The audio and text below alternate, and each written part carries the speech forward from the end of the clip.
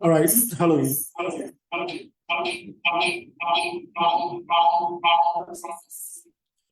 Please bear with us. Give us the next 5 minutes. We'll join you. Thank you. We are on mute because we don't want people to interact. That's why we're on mute. So when we start, we are going to unmute it. Thank you.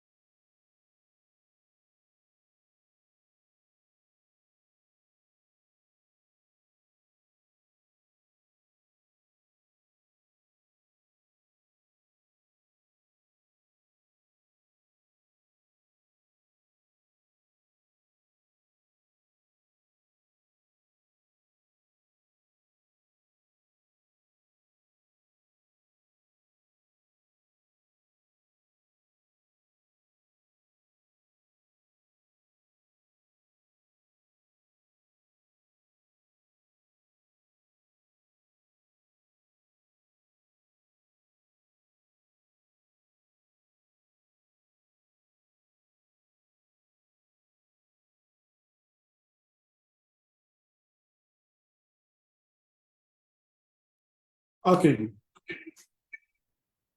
Hello, good afternoon, ladies and gentlemen. You are welcome to today's session of our dialogue, scheduled for the first quarter of this year. And before we start the process, we will take our open prayer from Director Nimako. Let's pray. Our Most High God, the Father of ages, we are grateful unto you this afternoon. We thank you for your protection and guidance throughout the whole week. We are grateful unto you for what you've done for us, our life, the grace, everything that has been bestowed on us. But we pray committing today's meeting into your hands.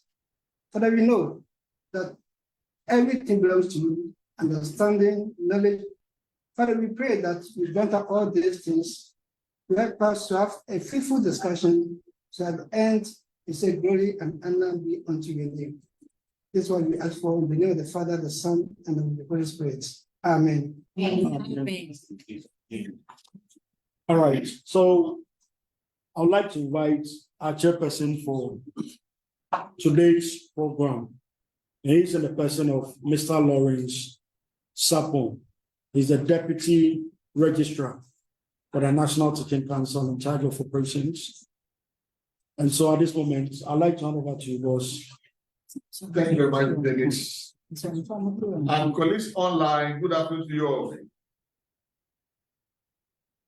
all. This meeting is coming on as a result of a program that we have scheduled to be meeting teachers for us to share what we do in common, so that we can also be abreast of the things that happen in the headquarters here. So I think last year we had one meeting, and the feedback that we had from most of you indicate that we should have it periodically for you to get information from the right source.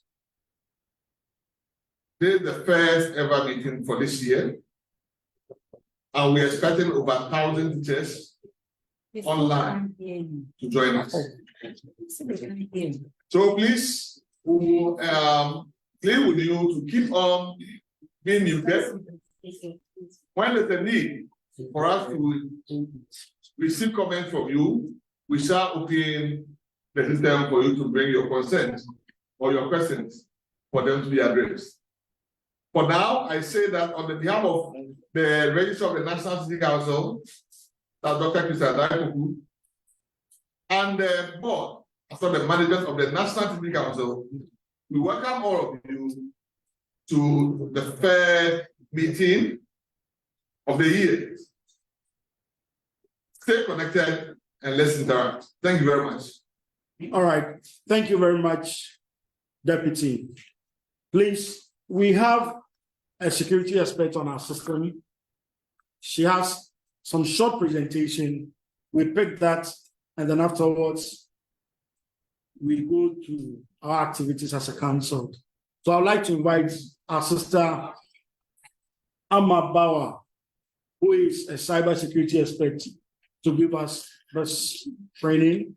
Then afterwards, we continue with the activities of NTs.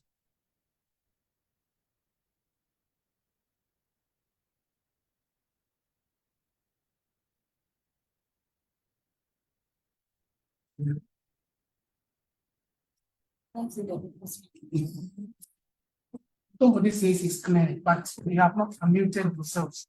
Am I there? But if somebody's asking them, then Cybersecurity, are you there? All right, so sir, please, Amma, call us. We will link you later. And so we are going to pick our first presentation from Director Gamba, CPD. thank you so much, PRO.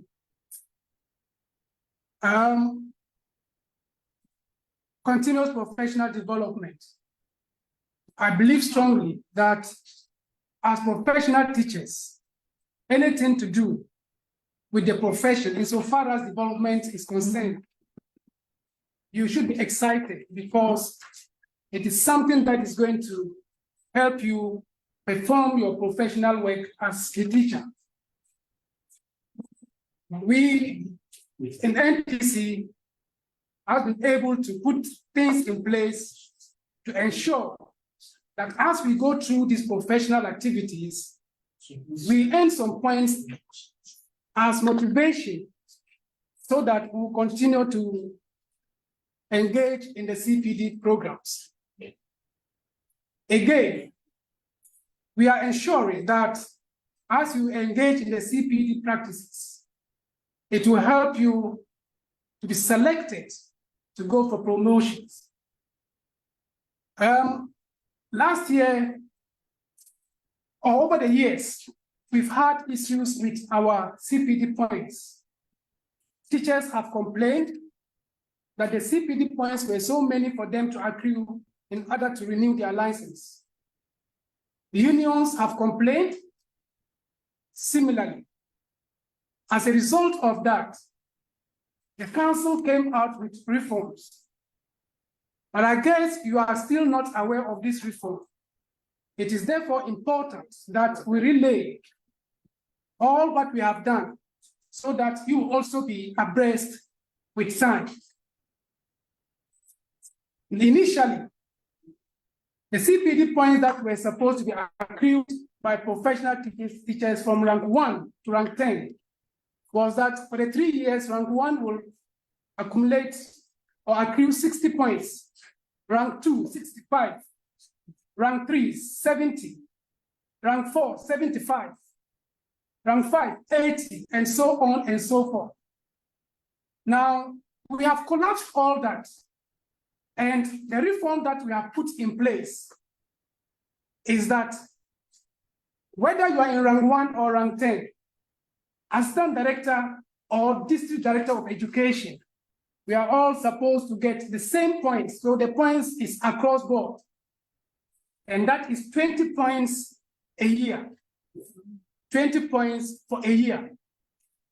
Now, I will talk about how the 20 points will be broken down or how one can earn the 20 points for the year.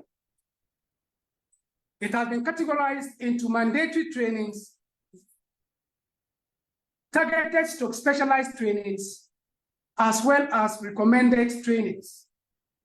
So under the mandatory trainings, we have professional learning community.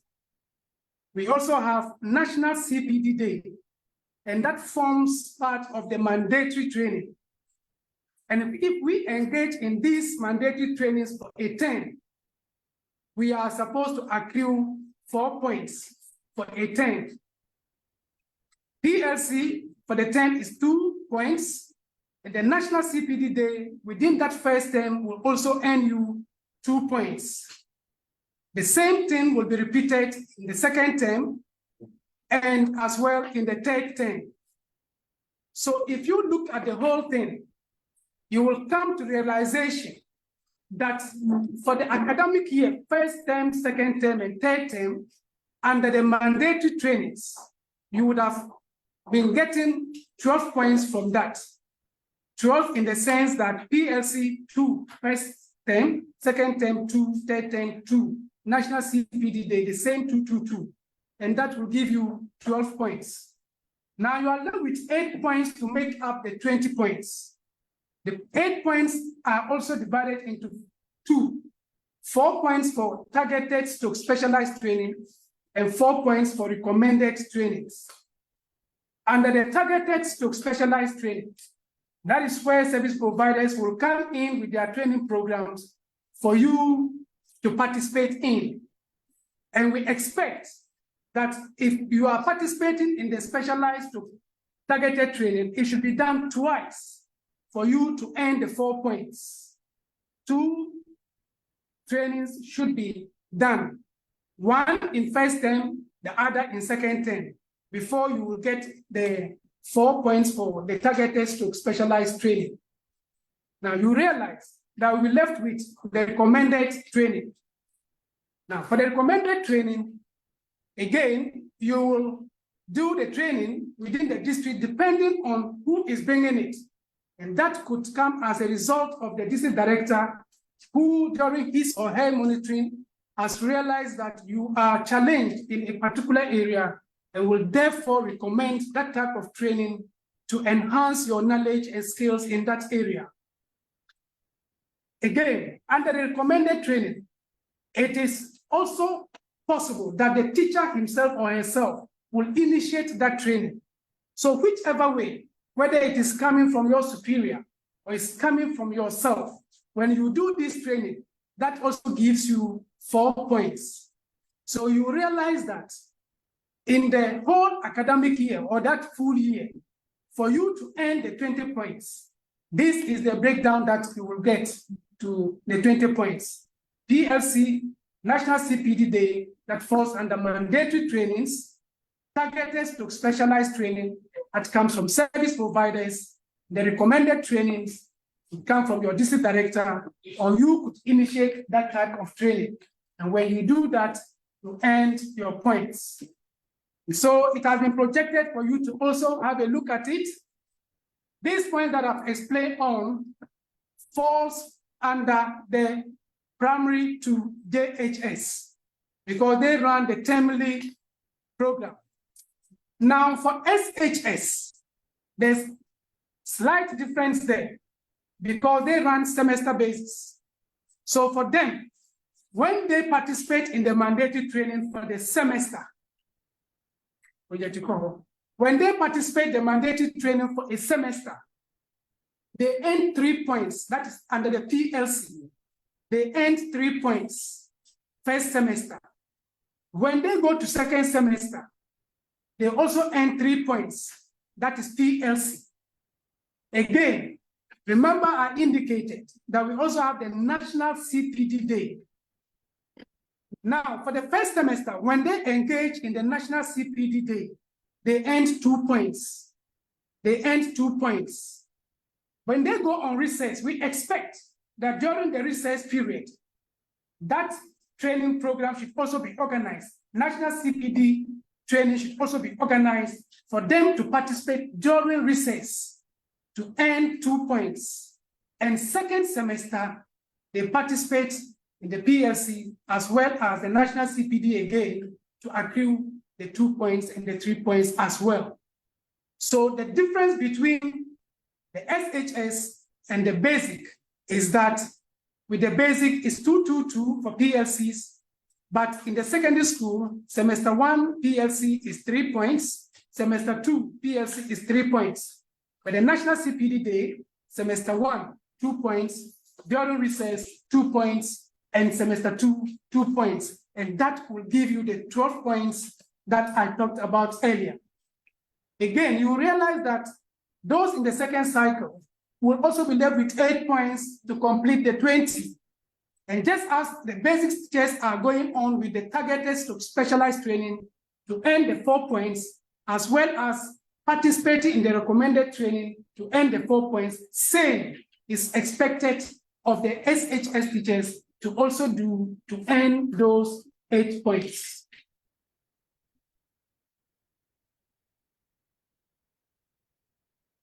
I think you have heard, I mentioned that this point that I'm talking about now, we talked about renewing your license in 3 years' time. The reform now is that you are expected to renew your license every 31st of December each year. Every 31st of December each year. So if you get your license number in March 2024, we expect that by the 31st of December, you should be able to accumulate or earn or accrue the 20 points to enable you renew your license.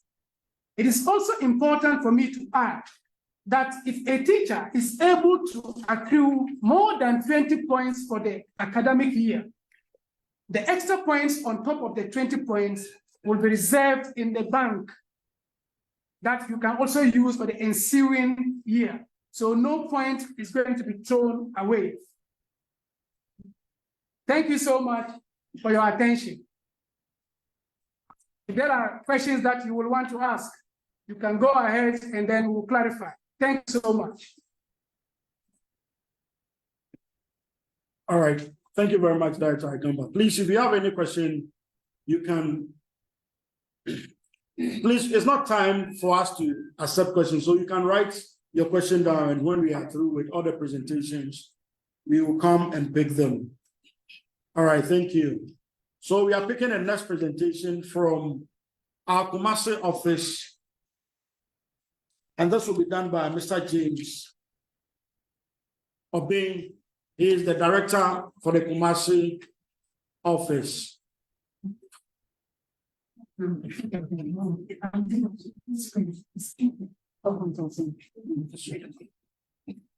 Mayor, are you there? You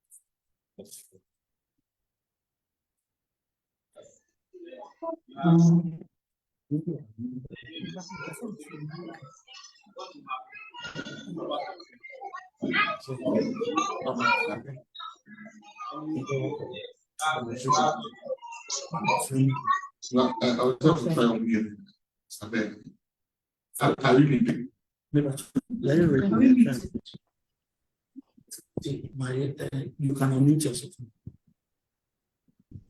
Unmute yourself. He can unmute himself. Okay, okay.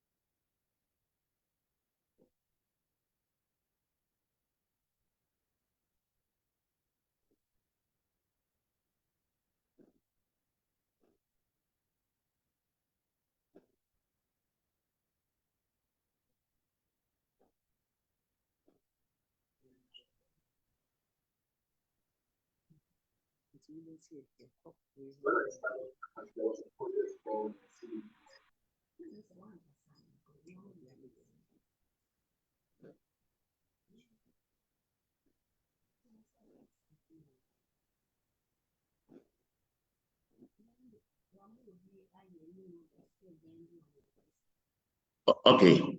Good afternoon.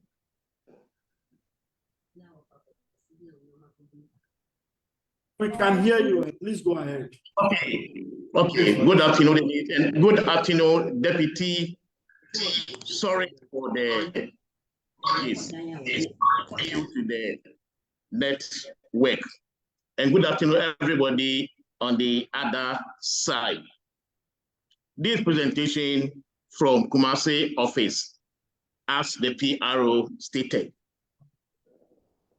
NTC, in attempt to bring our service to the doorsteps of the people in Ashanti region and its environs, operationalized its office in Kumasi the year 2022, 10th of October. And we have been rendering various services to teachers. Presently, we can boast of only 5 staff, but we are doing our best to render service to people who come to our office. It's very important to direct people to our location because many people have heard we are in Kumasi, but they don't know exactly where we are.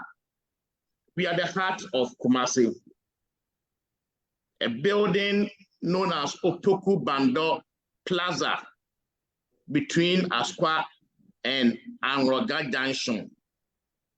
That's the new road that was built recently from Anroga. If you are going to Ahojo interchange, about 1.5 kilometers, you will be at your left side, and the building is the sorry building, Opoku Bando Plaza. If you are coming from Ahojo roundabout end, after the traffic light, about 100 meters, we will be at your right side. The building is Opoku Bando Plaza.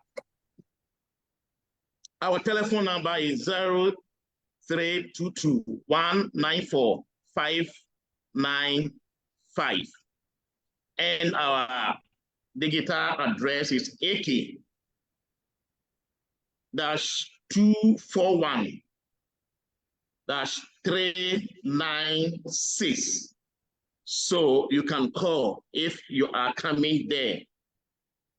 The picture of the building is displayed there so that at least you can have a look at it. Let me talk about the time the office is opened. Office hours. And we are like any other public office. So we are opened from Monday to Friday between the hours of 8 a.m. and 5 p.m.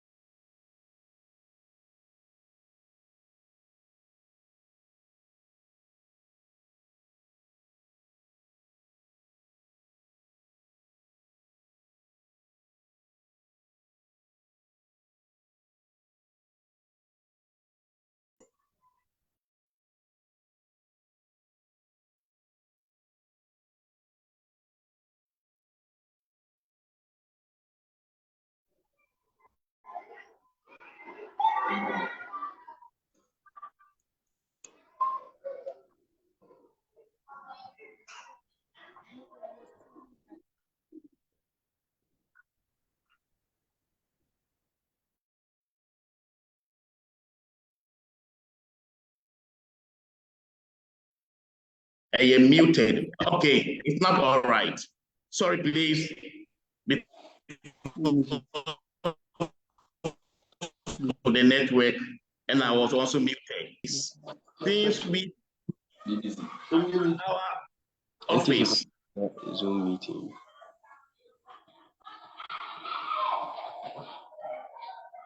Can hear you.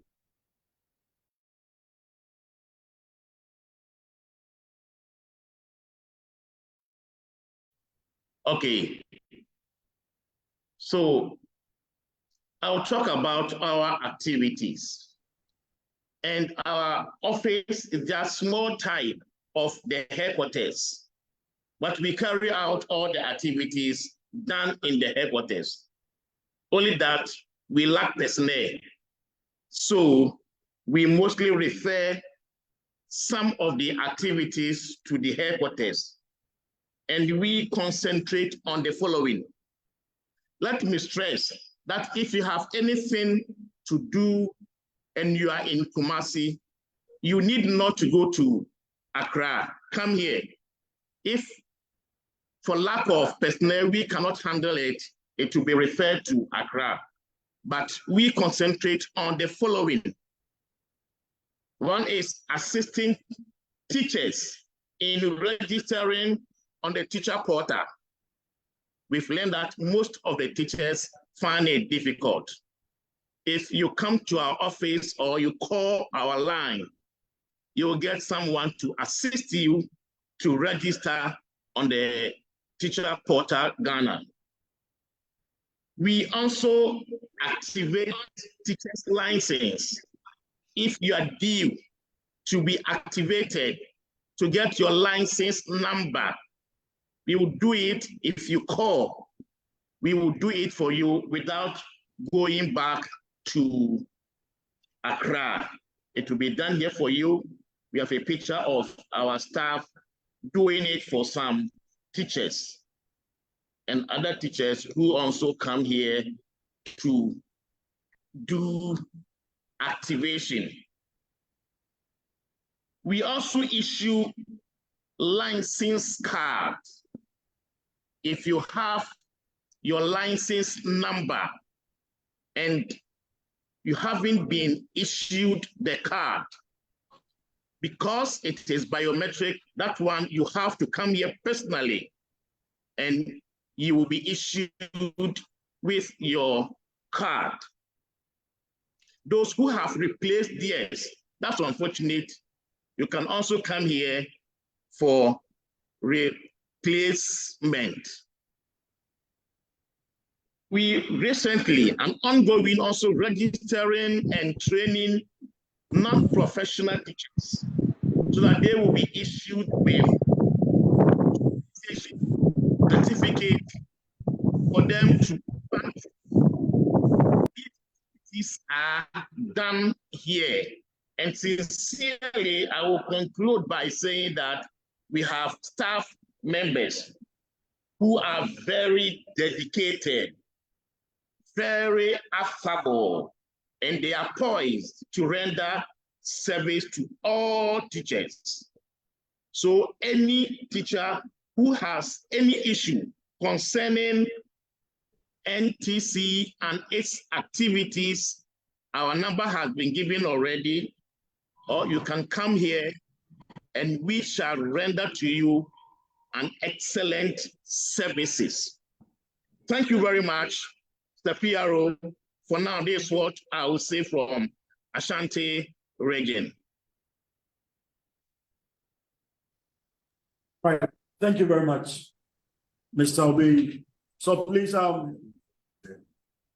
Madam Amabawa, please, your presentation will be done after this. So please let your team be ready. Thank you very much. We are going to pick another presentation from license.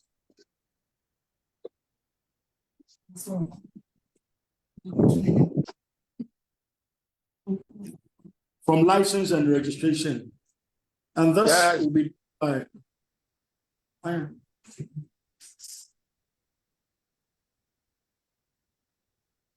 this will be done by Mr. Francis Adai. So, Mr. Adai, please, you can unmute yourself and then present. You are a co-host now.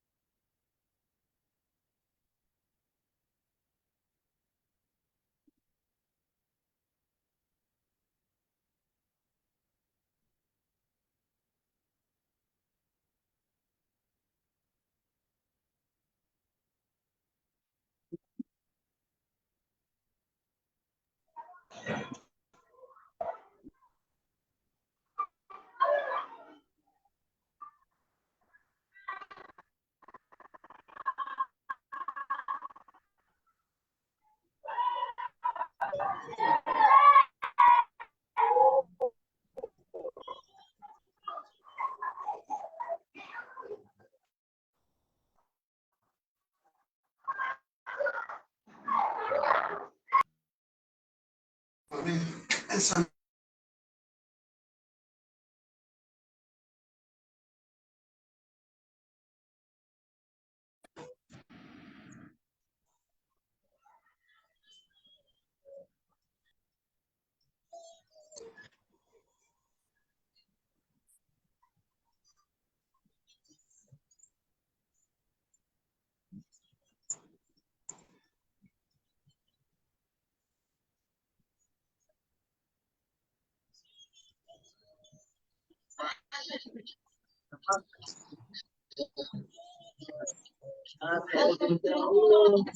so please, as we wait for Mr. Dave, so far we've had two presentations.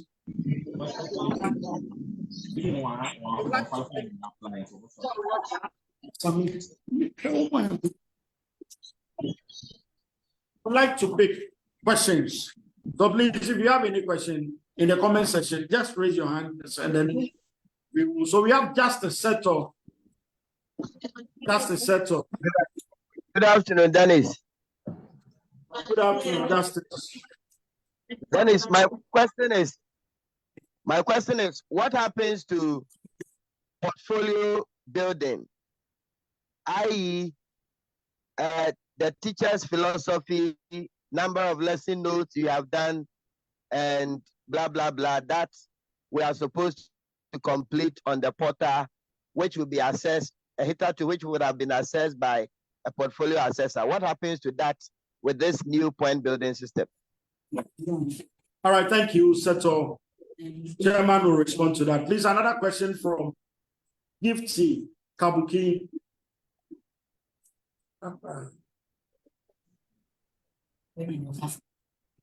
Gifty, you can unmute yourself. Good afternoon, and thank you for the opportunity. I want to ask why non-professionals are going to be issued with a license as well. All right, thank you. Please. All right, so we pick next one from Collins Sapon. Collins, you can unmute yourself. Gifty, thank you. You can unmute yourself. Okay. Yeah, thank you very much. Please, I have this question. What if a teacher, a colleague teacher of mine, he wasn't able to supply his information on the teacher's portal for, I think, for first and second year, but the system is not inactive in those years. I mean, the academic year 2021, 2022, and 2022-2023. Now we are in 2023-2024. So I'm asking if there's any window of hope so that they will be able to submit those activities, specifically what my friend just asked. Then my final question that I received this message that my license expires in May. And for what you just also presented, we are to have our licenses renewed every December. So, hello. So I'm asking. Hello. I'm asking if you are saying that I received a notification, a message in my inbox, my email account, that my account expires in May. So I'm asking because of the presentation we just made that we have to renew our license every December 21st. So it has moved from 3 years now, it's every year. So I'm asking, how are we going to go about it? So if the academic year is not, we are not given the opportunity to have a full academic year in which we can supply all the CPD activities that were organized. And my last issue has to do with workshop being organized by service providers. Sometimes we at the district level receive message from our district directors that you are to take part in a workshop, and then on it is indicated that it is coming from NTC. So I don't know if you people have notice of it, so that something can be done about it, so that the workshop, you know, the actual service provider, and even the point that we are, if we should participate, how much we will be accrued to our CPD point. I think it will work well for us, the teachers. So I'll rest my case for now. Thank you.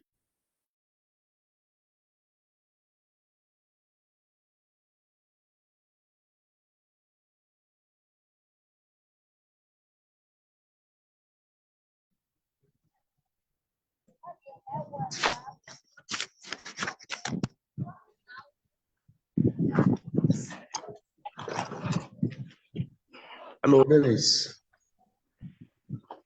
Hello, Dennis. Yeah, Mr. Murphy.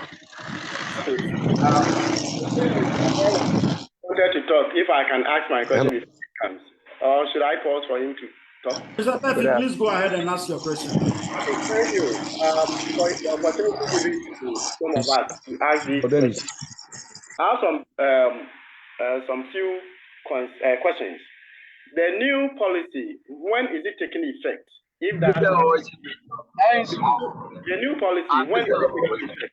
That's 20 points per year. When is it taking effect? 2, the recommended training. Are teachers going to pay for that? Or because it is a district and the unions which are going to organize it, they will not pay for that? If something can be said about that, I will be happy. We also have some teachers who are professional teachers, but they are not practicing teachers. For example, some of them are now MCs, some of them are MPs, but they are still professional teachers. How are they going to renew their licenses, like as it is happening in other fields, medicine and the law? The last question has to do with the renewal. Now, as someone asked, most of us, our licenses will expire in May, this year, May. Are we going to give it extension so that we will do it? All right, Mr. Beth, it's a question that is already on the floor. We'll be responding to that. Okay, so thank you very much. Thank you. All right, please, can you unmute yourself for us to respond? Then we take another.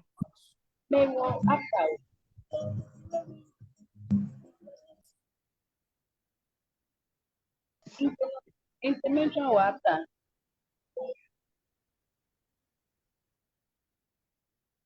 Wait, either.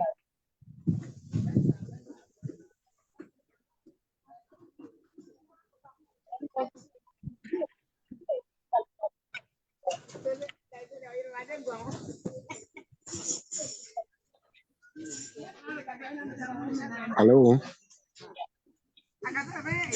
Hello. Hello. We can hear you, please. Go on. All right. Good afternoon. My question has to do with the portal. Please hold on, sir. We will get back to you for you to respond. For you to ask the question. Okay. I'm ready, right? Dennis, I'm ready.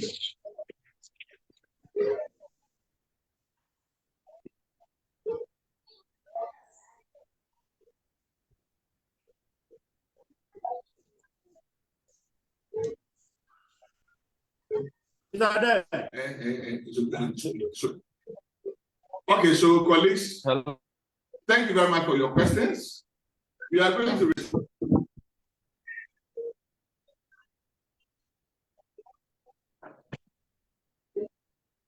Hello.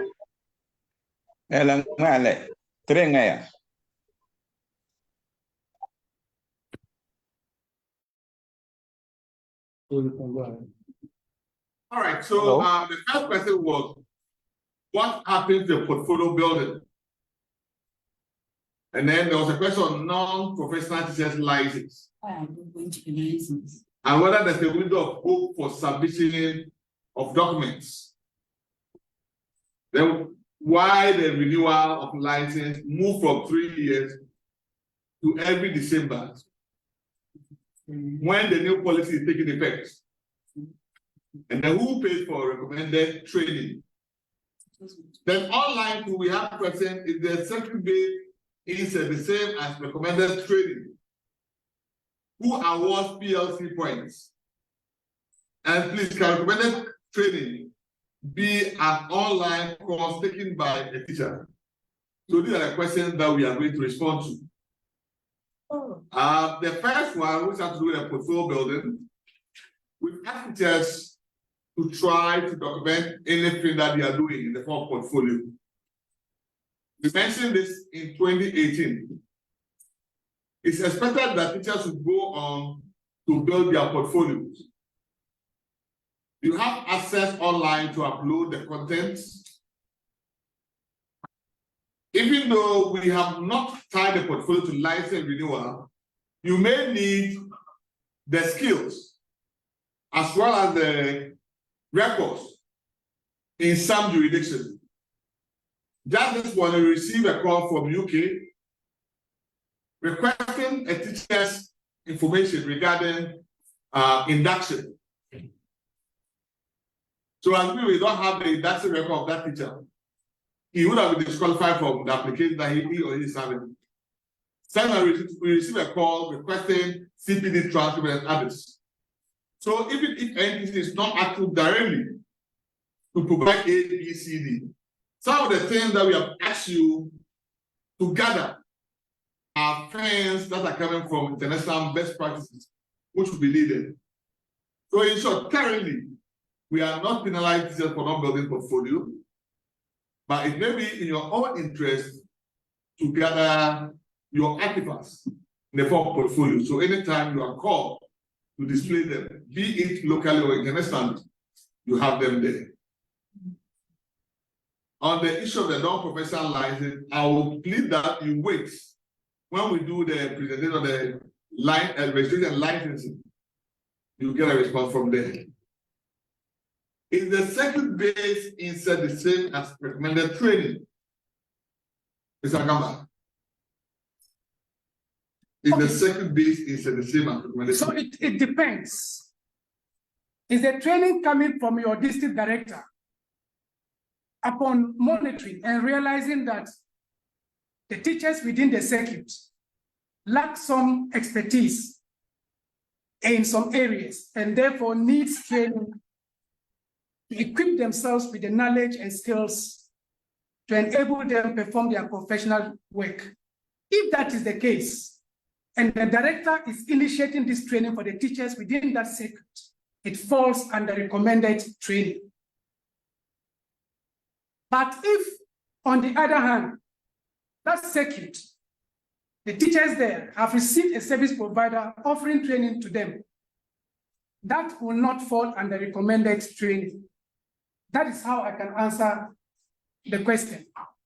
Thank you very much. Just to add to what he has said, recommended tracing comes to be where after a supervision activity or engagement with teachers in the districts or a school or a circuit, a superior body suggest that this training may be good for the teachers in this particular district, circuit, or school. Then it becomes a recommended training. It could even be your head asking you to go for a training to update your knowledge or upgrade your knowledge. If that happens, it's a recommended training. So any form of training that is being suggested by a higher body, it's a recommended training.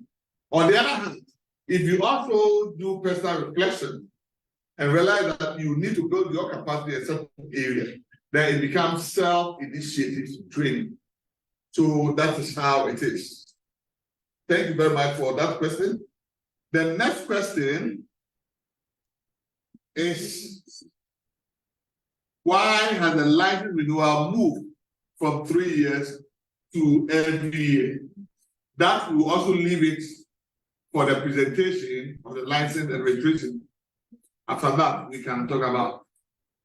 We talk about when is the new policy taking effect. We have revised CPD point from the 123.60 or whatever to 20 per year. Yes. Where does it take effect? Effective date 1st January 2024, and so 31st December 2024, you are expected to renew your license. Again, some of you, your license have expired. Are we going to wait till 31st December? No. Measures have been put in place to ensure that you get your license renewed now. And then again, you begin to participate in trainings to accrue points towards 31st December 2024 to renew your license again. So those whose license have expired, they will renew theirs very soon. Thank you very much. Just to add up, we have something that we call professional standing status of a teacher or a professional being. Within a particular year, you are supposed to meet certain requirements. If you go to the legal side, they call something a legal year. Within the legal year, as a legal practitioner, you have to meet certain requirements. In the same way, in the teaching profession, we have also come out with professional year, within which teachers must be of good standing. So every year you have to build 20 CPD points. Technically, it means that by the time we get to the middle of the year, you should be having 6 or more CPD points. So if by, let's say, June, you are taking professional standing letter from NTC, and we have to indicate your CPD points and who are in that document. If you have less than 6 points as of June, what it means is that you are not of good professional standing. So within the year, as he mentioned, you are supposed to accrue the CPD point, 20 points. So currently, what we are going to do is that all the lines are going to end every year, so that we can ensure that every teacher get a 20 CPD point to renew the license. So by 31st December 2024 this year, we expect that your license will be renewed. But the question that he posed was that somebody whose license has been renewed now, expired now.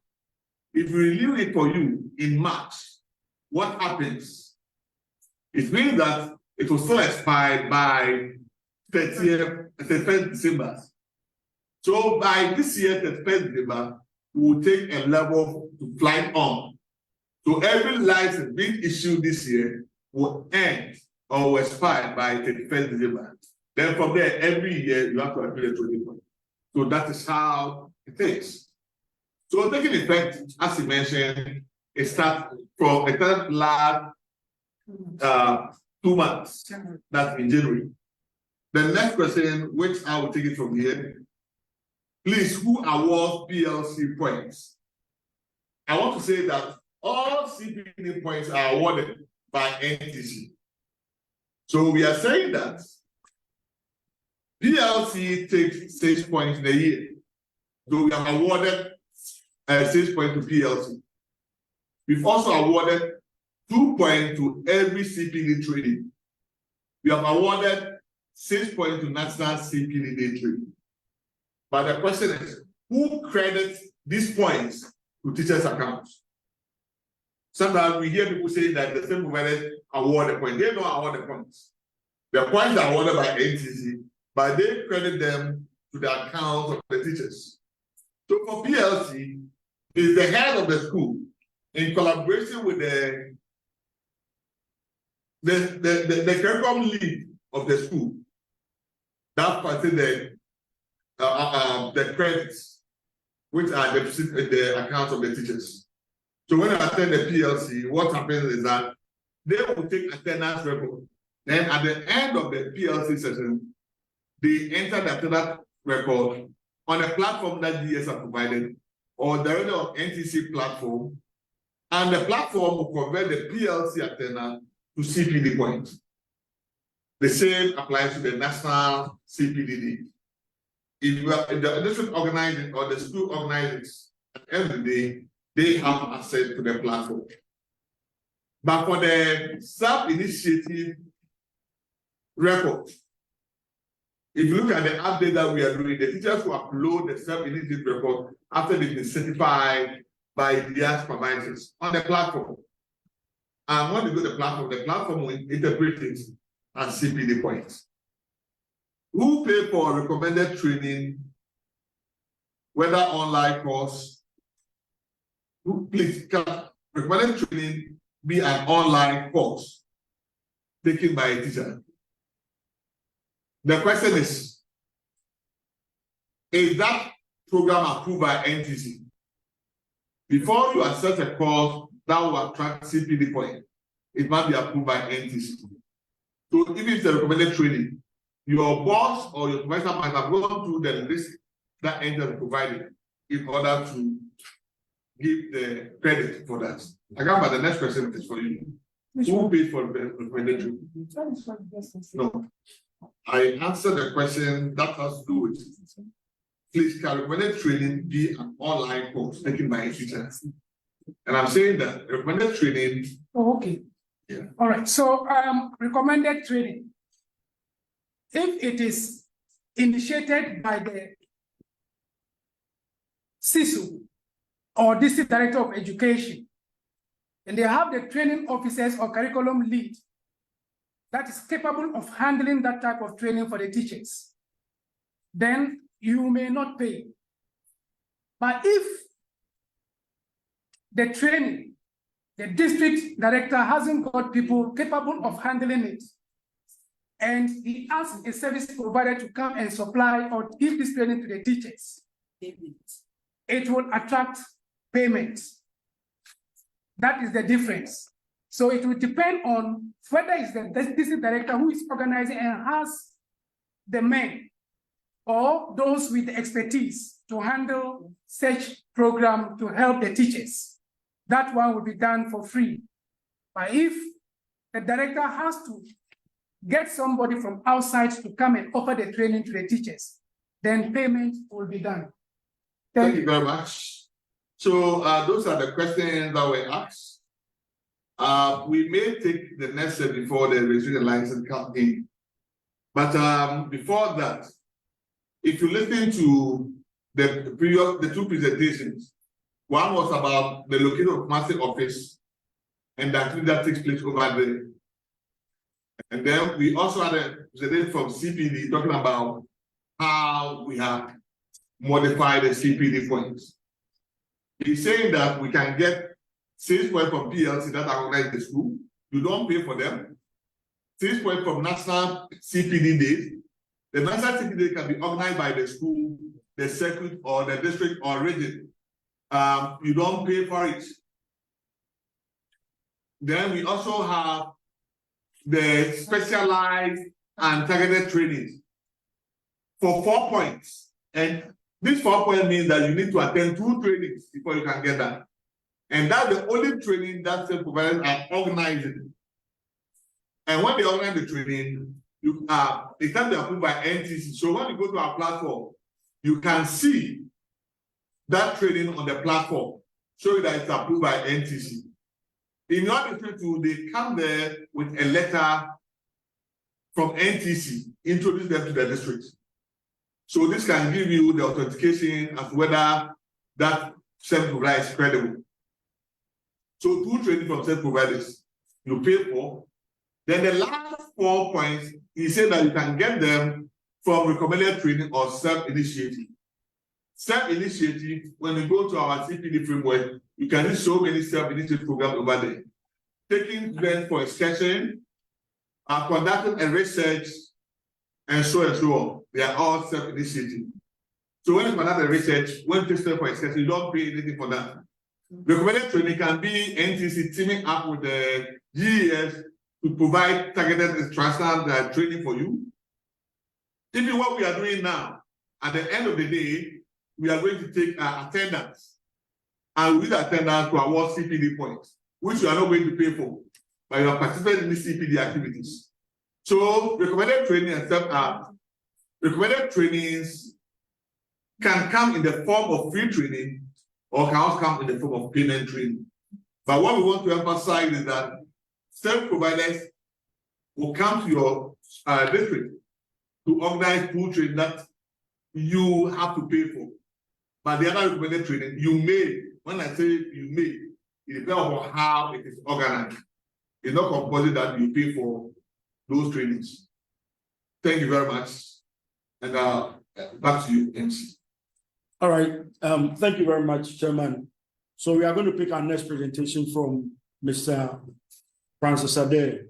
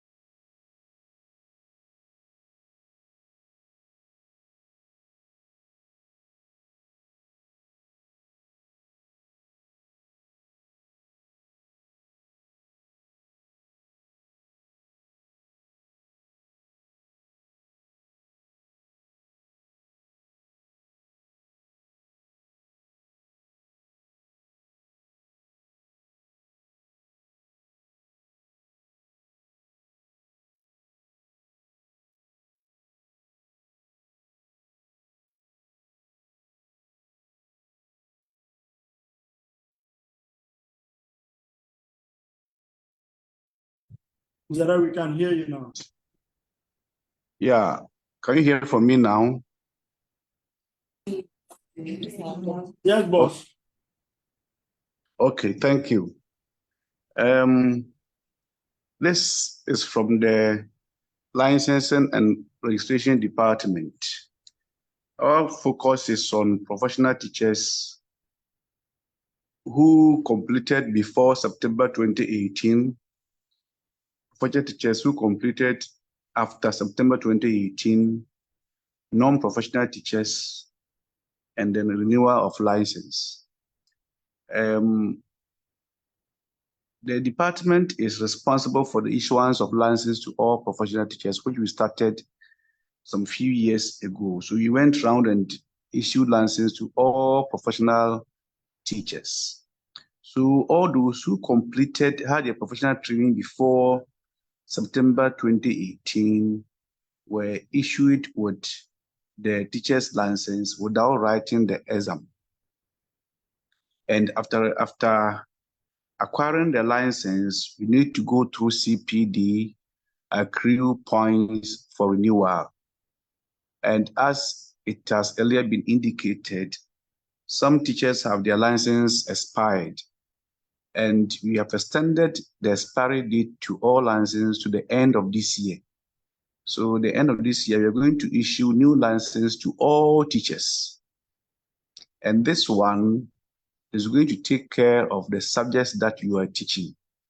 So if somebody is in the senior high school, you have the senior high on your card and the subject that you teach.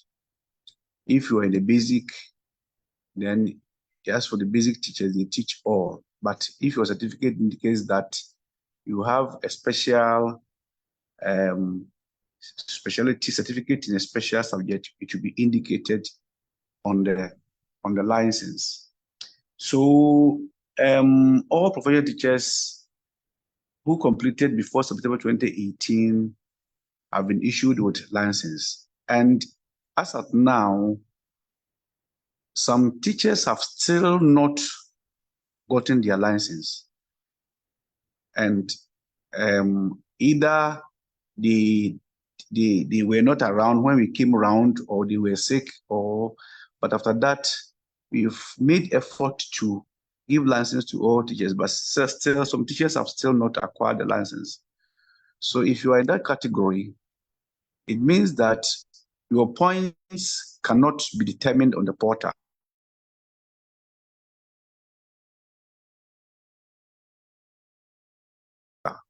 You are not seeing is on the portal or not. Some people are tempted to register, but they go to a point and they couldn't complete their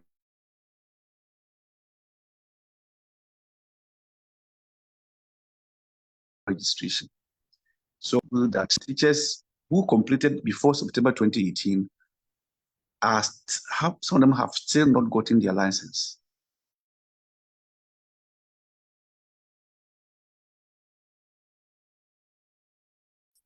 even though they've paid for the license already, you were a teacher, you completed before September 2018 and you have no license, then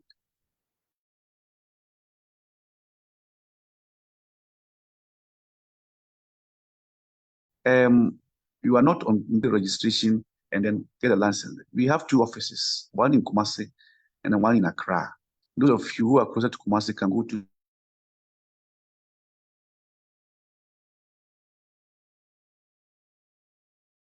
the Kumasi office and Accra.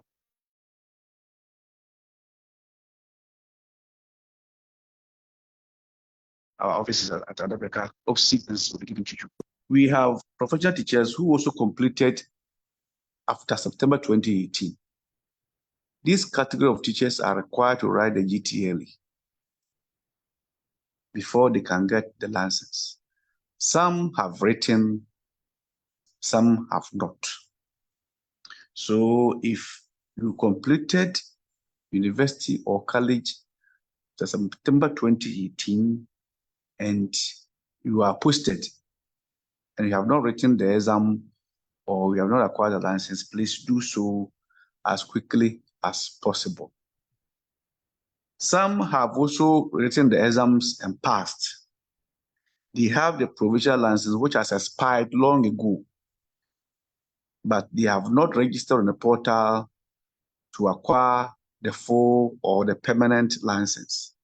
So please, all those who completed after September 2018 and have the provisional license, the provisional license is valid for 1 year.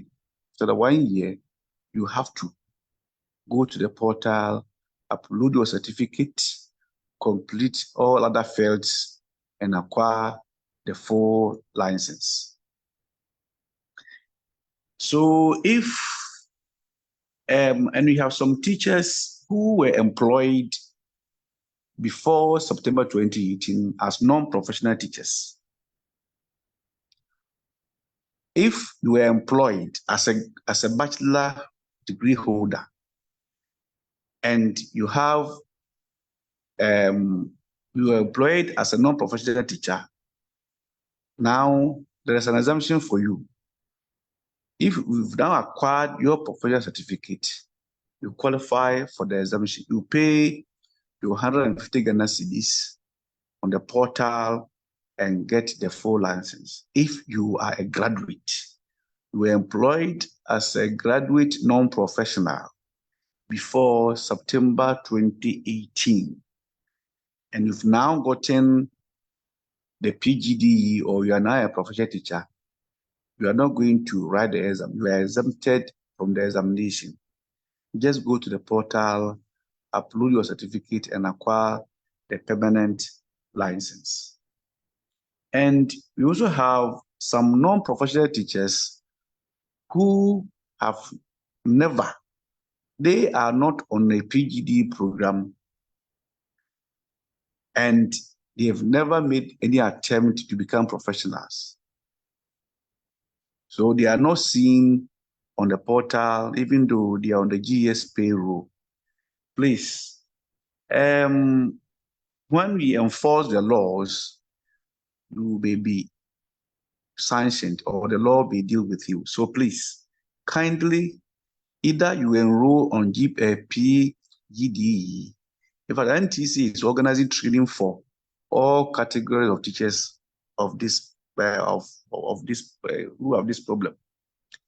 All non-professional teachers will be given for 2 weekends training and be awarded with temporary authorization to teach whilst you embark on a PGD program or you take steps to become a professional teacher.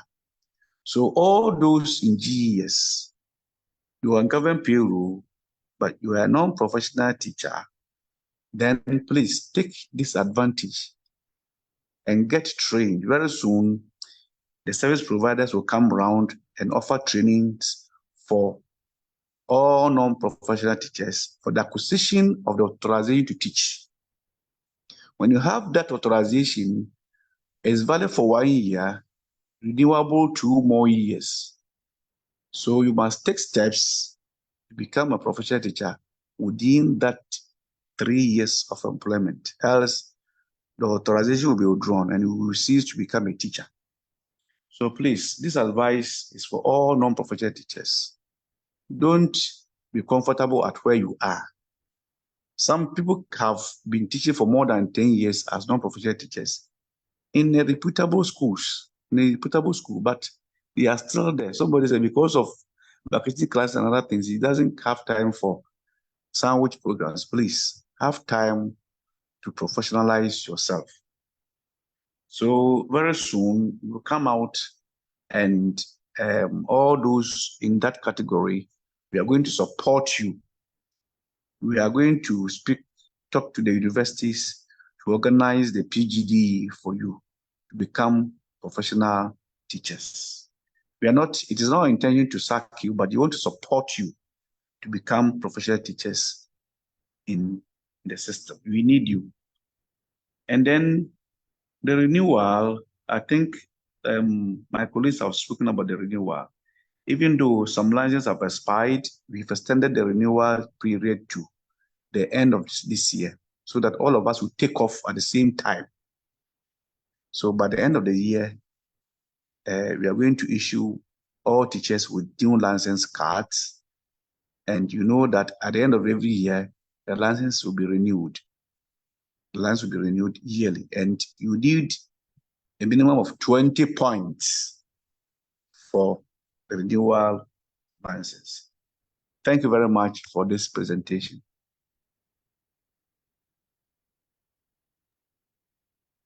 All right, thank you very much, Mr. Ade. All right, so please, we are going to pick the next batch of questions. And the first person I'm calling is Osei Amos. After we pick from Dauda. Osei Amos, unmute yourself and ask your question. If you're not ready, we move on to Yakubu Dauda.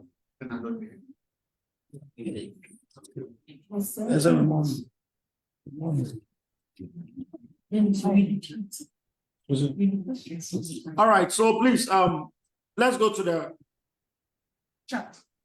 The questions here, somebody, Thanksgiving service. I'm enjoying the presentation, but I hardly hear the sounds at times. Oh, sir, please, we work on it. Thank you. And then, once the card is missing, please, this is from Anthony. Once the card is missing or lost, can replacement not be done without being there in person? They already have our biometric details. All right, please. Please, you can't just be in your house and say, my card is missing. And then we just print another one and give it to you. As is done in any other place. You can't go to DVLA, be in your house. They pick our biometric data, but you still have to go through the process. And so with ours, you must also present a police report to indicating that your card is missing. Then we go ahead and do that. If not, then people are going to keep their cards and still come for more cards. So please, you can't work that tangent, please. Thank you, Anthony. And then kindly come in person. Okay. Good afternoon. I'm enjoying. Can we review or cancel the CPD point system and rather get a recommendation attestation from schools where teachers teach before renewal? Please, teachers are already overburdened. Would teachers' data be synchronized with Control and Accountant General's department for appropriate skills to be effected?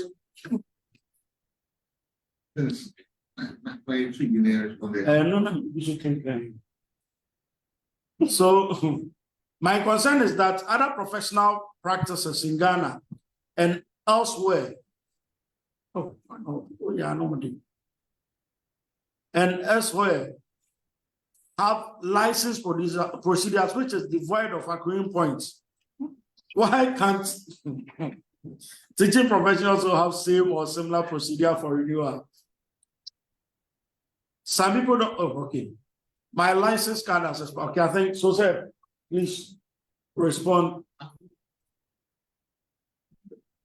Sir, My concern is that the concern that other professions are. renewing license without accruing points. So why can't teaching profession? You need the profession. You should mention the professions. We mentioned 3 things. Those ones were just common sense. That's why I was doing it. All right. So please, the name is Collins. Collins, can you mention some of the professions that are not really Talking about teachers in other countries. no, so we are talking about teachers, even other professions as well. Yeah, even other professions in Ghana. You can go ahead and let us know them.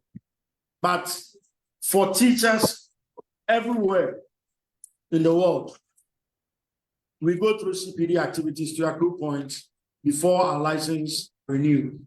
So if you have any other, you can let us know.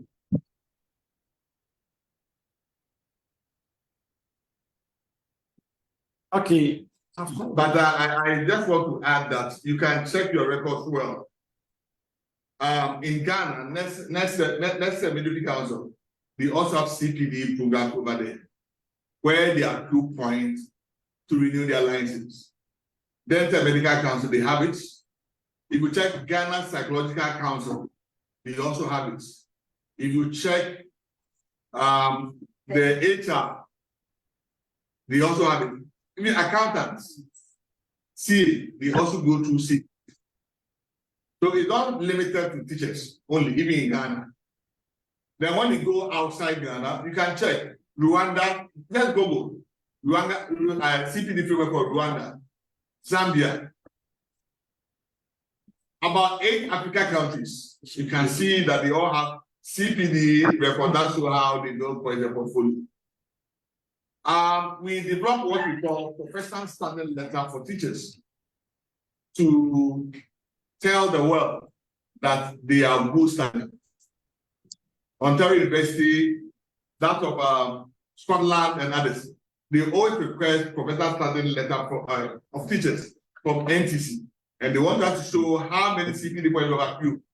One benefit of the CPD point is that you were trained as a, let's say, a teacher with bachelor's certificate in mathematics education. You travel outside, you want to go and do a course that is not related to B.Ed mathematics. They want to check your CPD records to see whether on the field you read you took part in any CPD that relates with the new course that you're going to do. Then they can give you some waiver for you to do that course. So apart from we use the CPD here to determine your professional standing, the transcript also help you to pursue a career in different fields other than the teaching profession because of the CPD training that you must take, which relate to the new course that you're going to do. Thank you. All right, thank you very much. Please, we are picking presentation from Joseph of Cybersecurity. And then we wrap up with those who have raised up your hands. I think we have about 15 of you, but 7 had already asked, so 8 will do that. So Joseph, you can go ahead and present.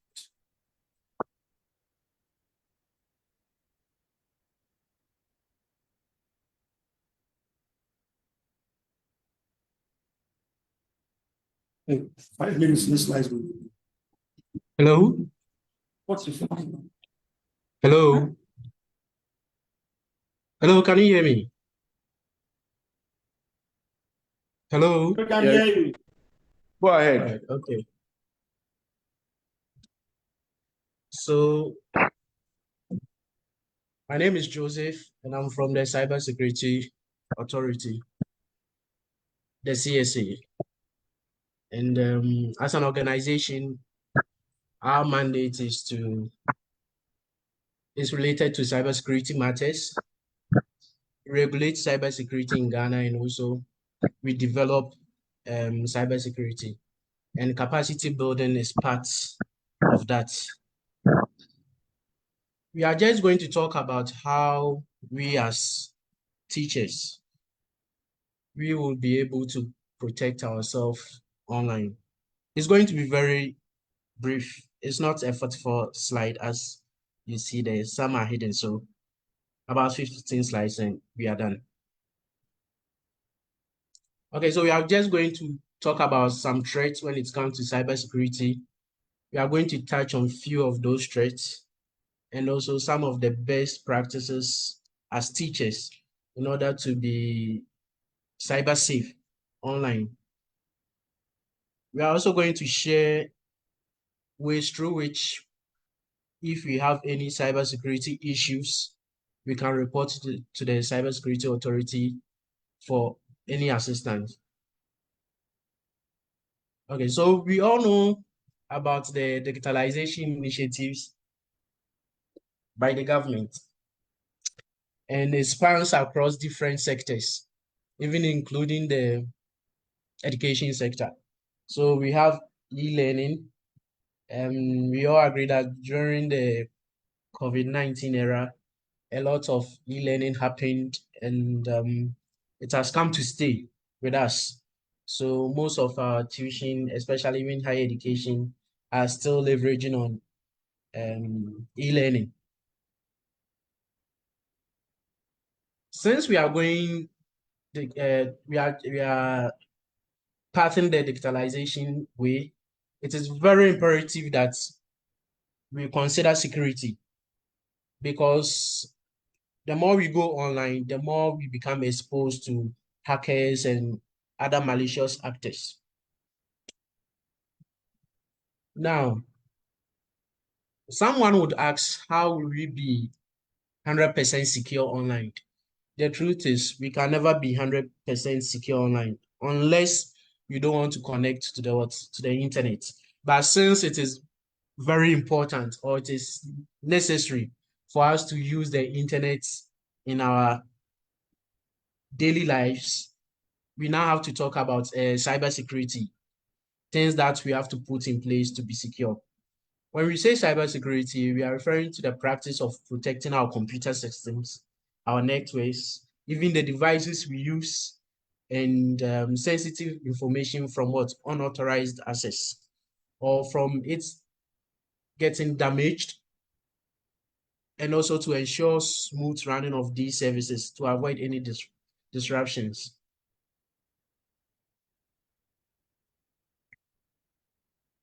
We want to achieve three main things when it comes to cybersecurity. We want to achieve confidentiality, integrity, and availability. So as an institution or as teachers, we tend to put things in place in order to ensure that our data, our data is confidential to us. Nobody has access to those things. So you put passwords, that's where passwords comes in. We try to secure our devices with passwords so that unauthorized people can have access to it. That is the confidentiality aspect. Also, integrity. We want to make sure that all messages we send across has not been compromised by a third party, and the messages that has been sent across is genuine. It has not been altered. And also availability. I overheard that there is a portal that is being used in the registration and all that by NTC. So this portal always has to be available for teachers to do their necessary registration. Anytime the portal is down, it affects the availability of it. So in a nutshell, when we are talking about cybersecurity, we want to achieve confidentiality, integrity, and availability. Now let's look at threats. Some threats as teachers with regards to the internet. One is malware, phishing, social engineering, data breaches. We have DDoS, which is distributed denial of service, man-in-the-middle attacks. We have what we call business email compromise, advanced persistent threats, and insider threats. Because of time, I'm just going to touch on the prevalent ones. That is the malware, the phishing, the social engineering. Yes.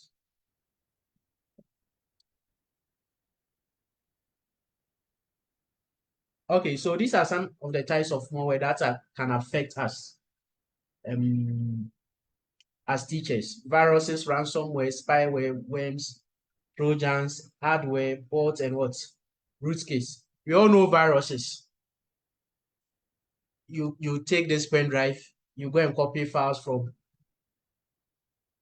another PC, you get infected, you come and put it in your PC, you also get infected.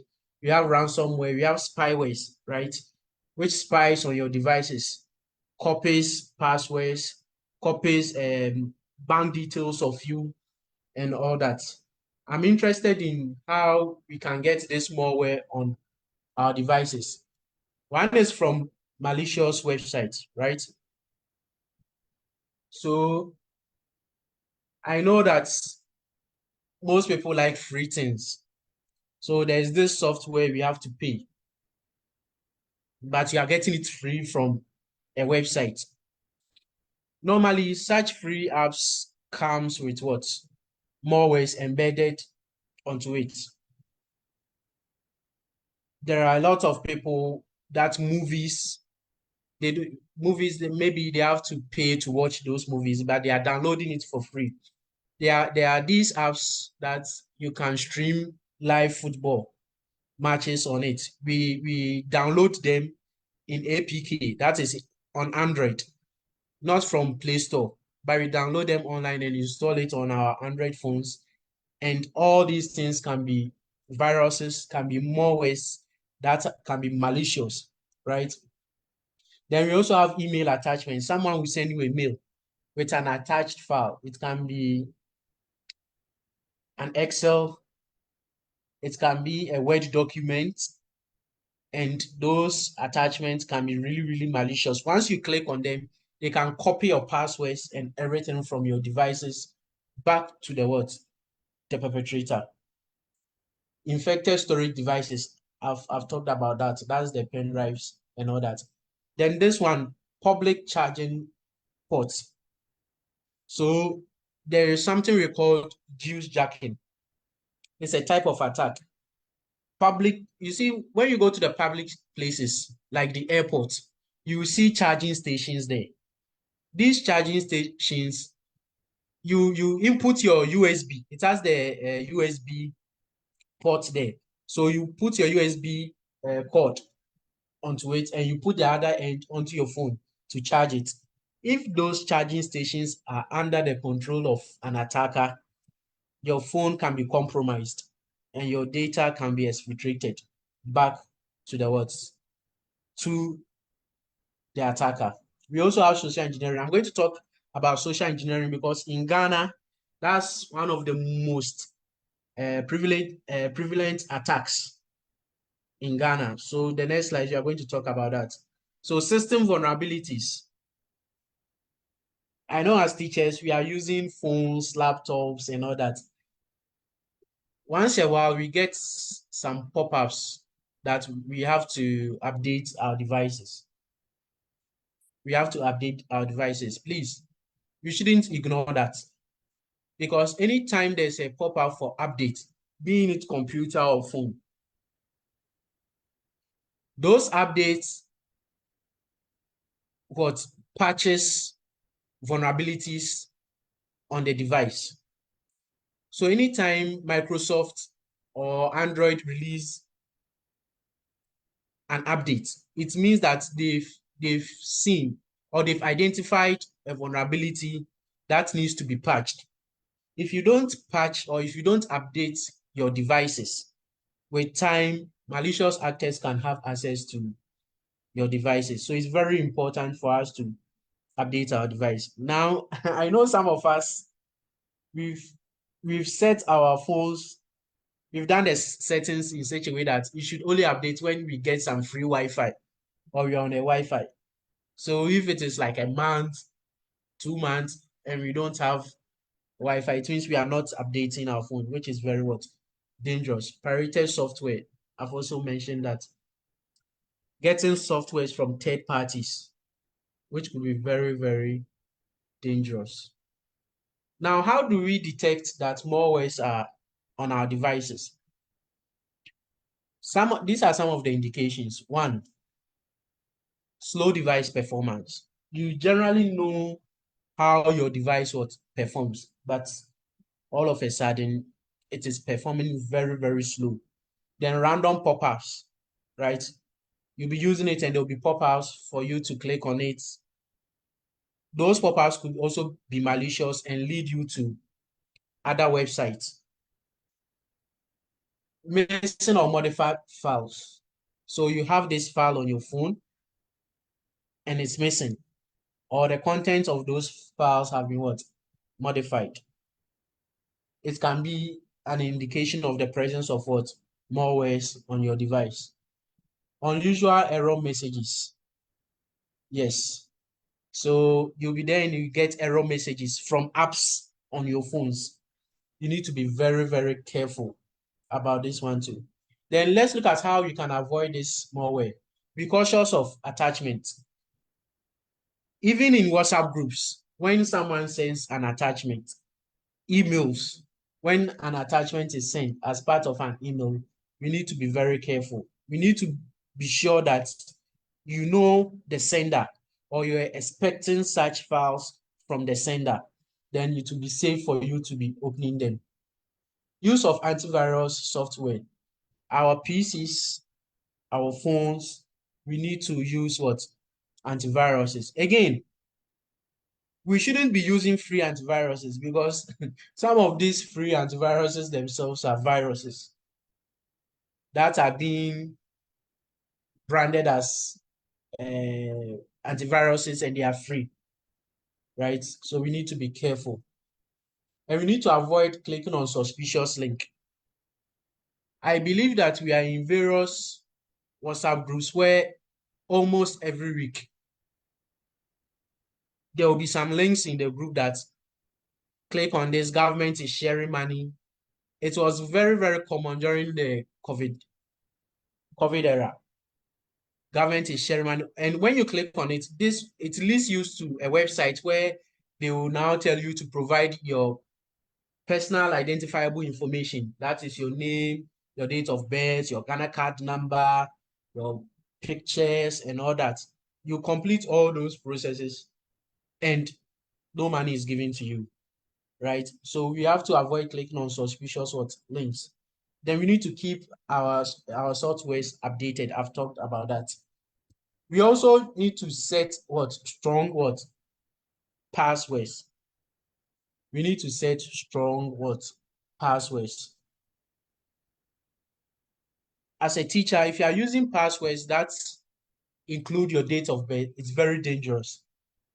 If you are using passwords which the words that forms the passwords can be found in a dictionary, it is very dangerous because a hacker can crack it within seconds, right? Strong passwords should entail at least one capital letter, one small letter, a numeric value, special characters like the $sign, exclamation marks, and it should be at least,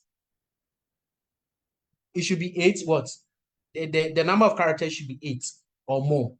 So 8 characters or more for it to be considered as a strong password. Now, social engineering. We at the Cybersecurity Authority, we've been receiving a lot of reports about social engineering attacks. And one common one is the Momo fraud, where they will call you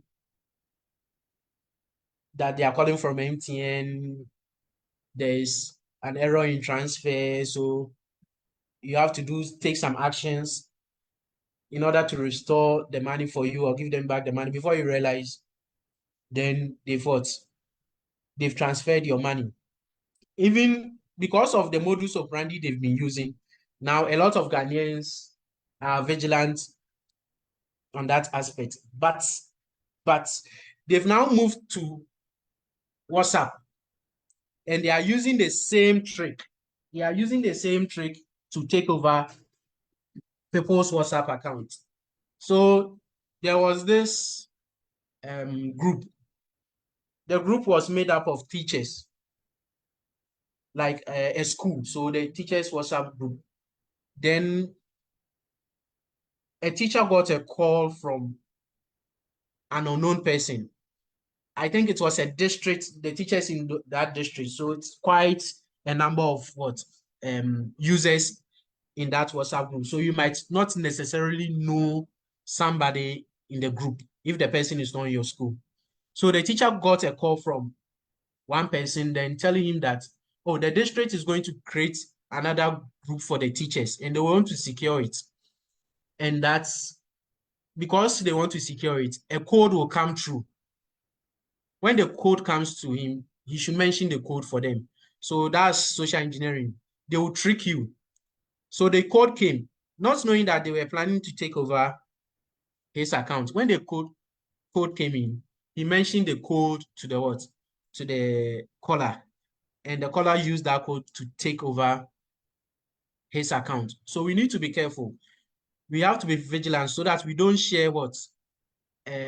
Our one-time password, what we call OTP. When you are registering WhatsApp, you see a code come for you to enter it. It's called OTP, one-time password. You shouldn't be sharing that to unknown people. In fact, WhatsApp will not even call you to give them that code. So anytime somebody calls you that there's a code coming in, mention that code for the person. Please, we shouldn't do that. It will aid the perpetrator in taking over your WhatsApp account. One thing is, one of the ways you can see that a social engineering is being performed on you is the agency or the pressure, the sense of agency. The sense of what? Agency. Again, there was this school where a parent got a call purporting to come from the headmaster of a school that the child is seriously ill and the child has been rushed to the hospital. So the parents should send some money so that they do the initial checks on the child and all that. The parents also sent the money and it went to the perpetrator, went to the school, and the child was in school doing very fine.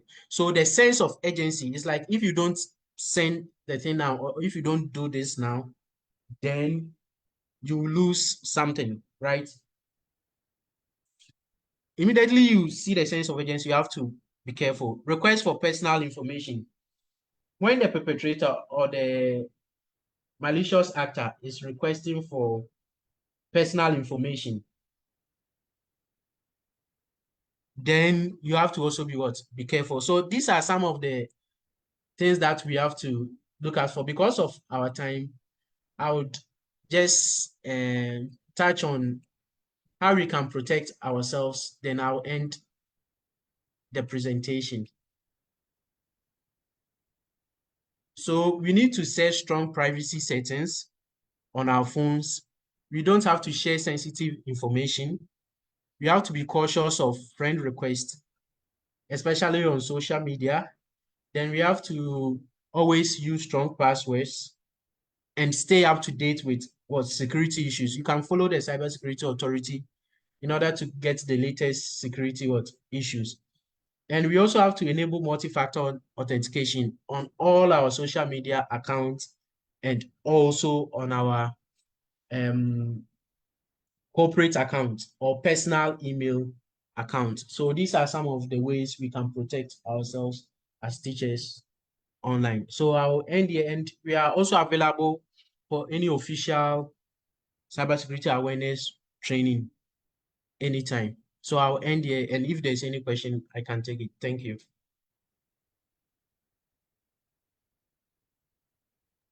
Joseph, thank you for your presentation. We have some questions here. Joseph, we have a lot of fraudsters on our system as entities. Okay. So there were some questions. How are we going to track these people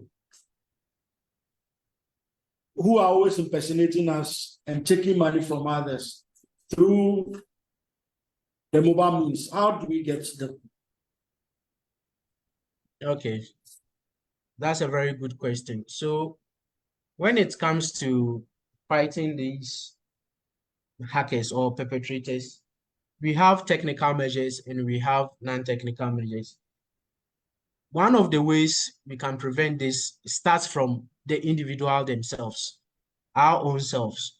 We need to know the trends, what they do, how they perform this one, and be alert, so that when they perform it on you, you immediately identify that no, this is malicious, and it will help you not forward victim. When it comes to systems, like your devices and all that, as I said, you also have to be updating your devices and all that. That being said, we at the Cybersecurity Authority, we have our point of contact. That's on the screen. If you suspect any cyber attack or anything malicious on your device, you can report to us through this point of contact. Then there will be an officer on standby to help you mitigate that or to help you solve that cybersecurity problem.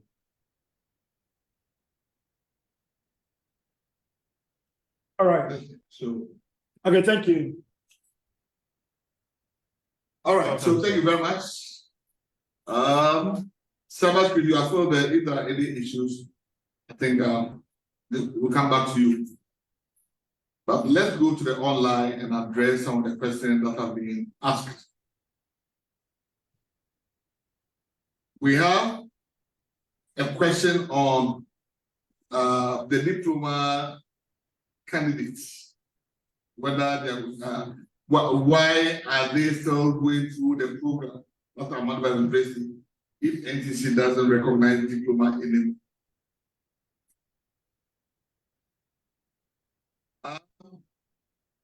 There's this time where we are going to stop conducting line exams for diploma students, because we've indicated that the minimum qualification for the teaching profession has now been lifted to degree. But we cannot stop university from running their programs, because every program that is run at the university does not necessarily mean that that person must get government job to do. Maybe you are going through the training to build your capacity to have knowledge. But the council, and for that matter, Ministry of Education, is saying that if you feel that you are going for a training program to become a teacher, then you have to make sure that that training program is a degree program. There's also a question of some universities not able to upload their information, or some of those universities not able to access the platform to register for exams. NTC is in discussion with those institutions to see how best they can help. So just take your time and keep on checking from your university platform. The information will be available over there for you to check. I'm a curriculum lead for my school. How do I get onto the platform to upload all our attendance in the PL sessions? We have worked with GES to develop a portal for an app for PLC. And if you go through the app, if you go through the introduction stage of the PLC manual, it indicates that you should be taking attendance on every PLC. We have also built a platform where you can upload the PLC information. So just gather your data. We'll communicate through GES to all schools for you to know as to when you should upload those information for us, so that we can use that to update your records. If you go to the senior high schools, we have provided them with a platform where they also organize PLC with a form of detail. And all the PLC records are being documented. We will direct them on as to how to upload the records on the platform for onward credit of the PLC points. So that's about PLC. My new director's portal has not been activated to enable the accreditation of points to teachers on the districts. But Gatanga East districts, I'll get in touch with the IT officer here. So he's taking note of that. After here, you work on that. Or you find out what the correct assist you to work on that. Regarding the 20 points, what we have stated is that any teacher who has 20 points in his or her account will have the license renewed. But you have less than 20 points. From now up to December, you have to try your best to get your 20 points so that your license can be renewed for you. So that's what we are saying now. For this training that we are having, we are saying that you get CPD point for that. And because of that, we will share a link for you to provide your information that will be used to award the points. So stay until you get that. There's a question on GTLE. How much is the GTLE registration? And I'll leave that one for the exam officer to answer. We didn't do presentation exams today. That's why you've not heard so much about that. But once the question is asked, you respond. So how much is the registration? And then concerning exams and diploma students from a certain university not being able to register. What are we doing about that? Okay, thank you very much. The examination, if you are fresh candidate, you will pay 450 Ghana cedis for all the 3 subjects. But before that, you do you pay for an indexing, which is also 50 Ghana cedis. So that's the cost for registering Ghana teacher and social examination. But the diploma, we are planning to organize one exam for you this year. So those who have diploma for recent candidate, not fresh diplomate, but those who have recent and their diplomates, there's going to be another exam this year for you to redeem yourself. Thank you. Thank you very much. So we have difficulty in awarding points to our teachers because there's a challenge with the director's login. We have informed NTC headquarters, but nothing has been done. I wish I could get your districts. Then we see how we work on it. So kindly go back to the platform and share the name of your district with us. So I'll do a follow-up on it. As teachers administration, how do we renew our licenses? Teachers administration, we also build our CPD points. So we also attend CPD trainings. What we are doing here now, we are all in administration. I know that they will get our CPD points. So teachers administration, you are not different from teachers in Glasgow. Just that the training that they may access may be different from what you also access. And we have stated that training from service providers are not compulsory for every teacher. For example, if you are training on mathematics, teaching mathematics at the basic school, how will you expect me, who teaches chemistry, to attend that training? So you need to access training. That's why we said they are specialized and targeted training. So you look at the training content. If it fits your direction of operation, then you can access that training. But if you don't, and if it's within your operative subject areas, or if it's within your jurisdiction, and you still don't want to attend it, nobody is forcing you to attend. But the concept is that you can't run away from getting 4 points from targeted and specialized training. So you need to assess that training, whether paid or unpaid. You have to assess it. Please, thank you for the presentation. My question has to do with TVET PLC. Yes, I'm very much aware that TVET is not organized PLC now.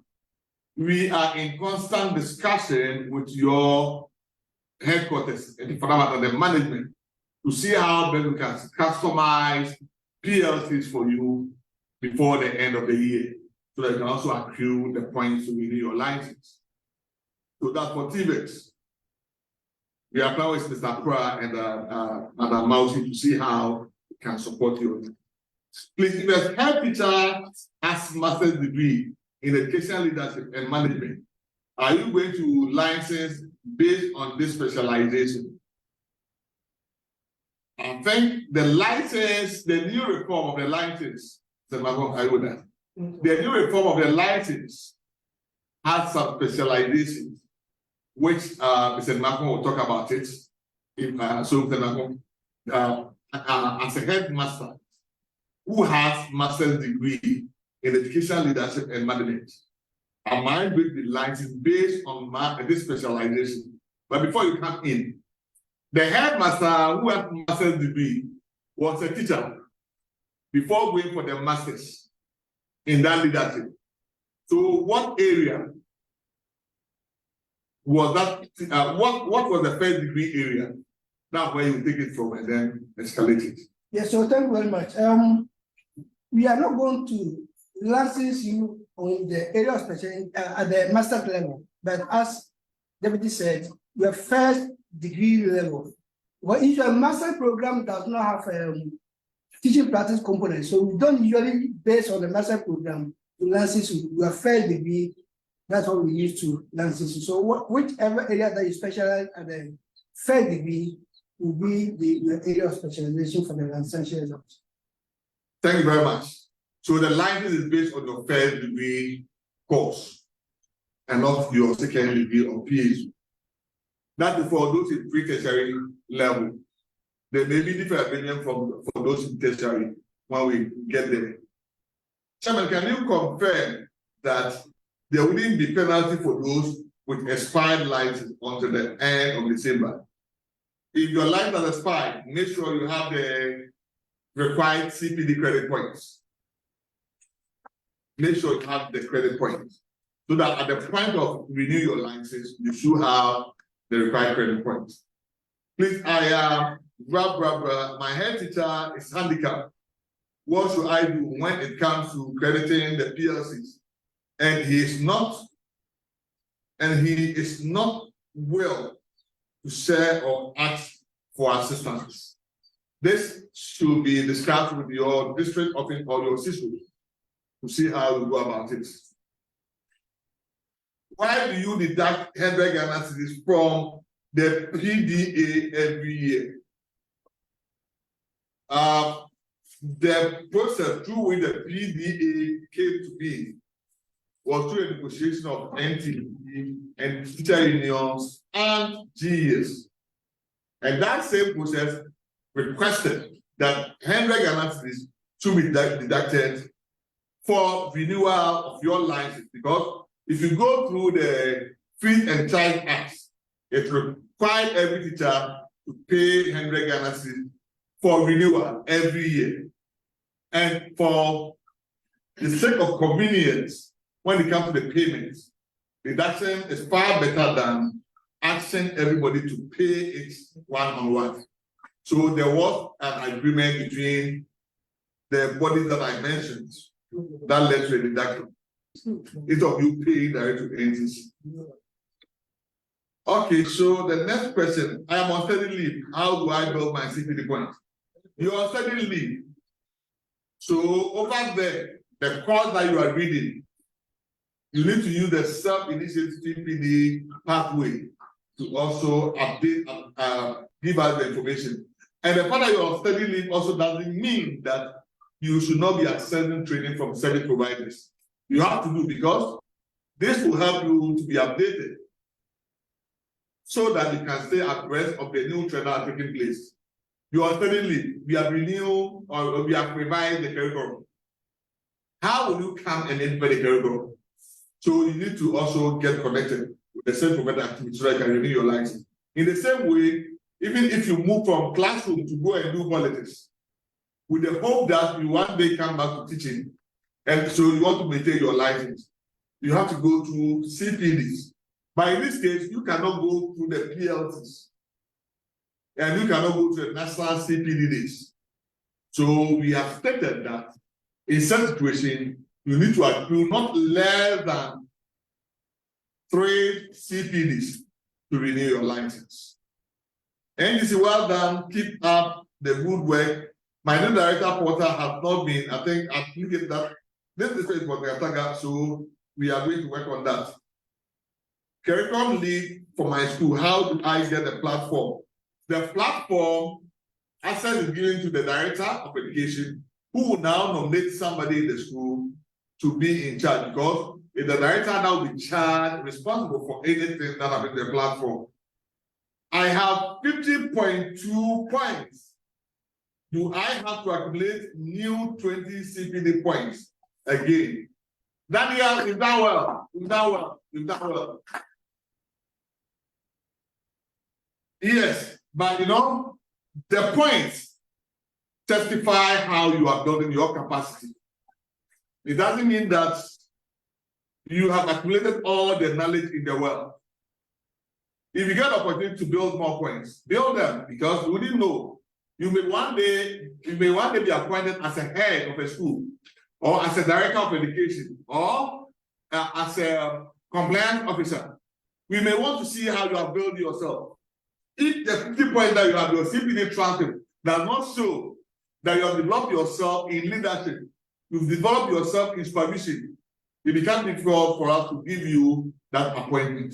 So you can self-build yourself with any available CPD, hoping that you may get opportunity to be selected to operate in a different dimension. Thank you very much, and Dennis, I'll hand over to you. All right, thank you very much, Deputy, and then the chairman for today's program. We would like to bring this session to an end. We still have our social media platforms where you can communicate with us.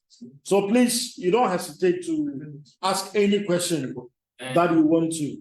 If already that we have the attendance sheet link at the comment section.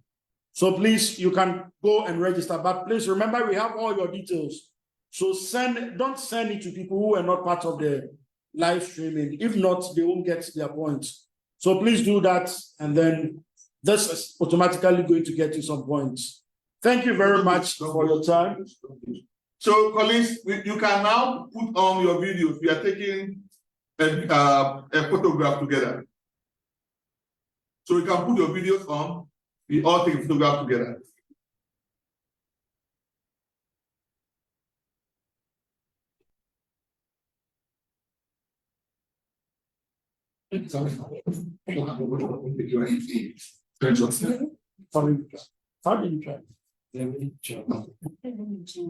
Okay, so we get it ready.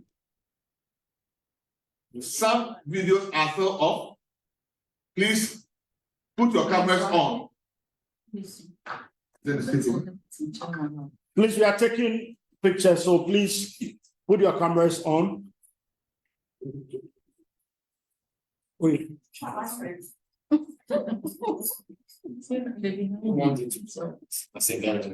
And what my phone? Okay, my interview like this.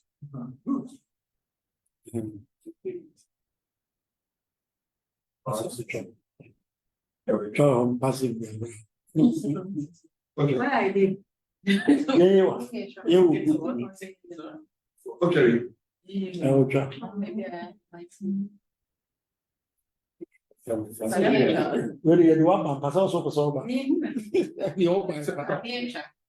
So we should know now. It will be on the section. Go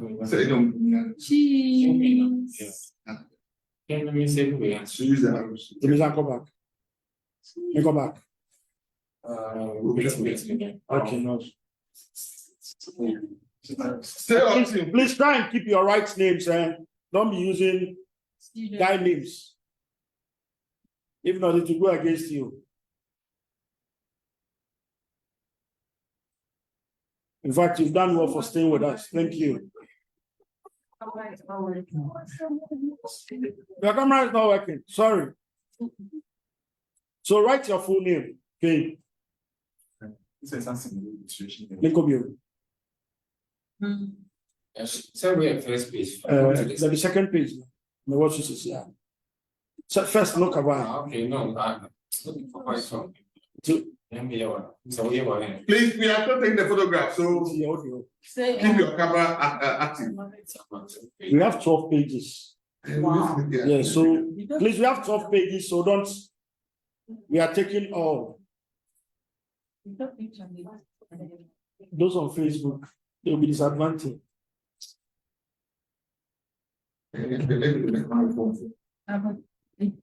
Also put a link on Facebook.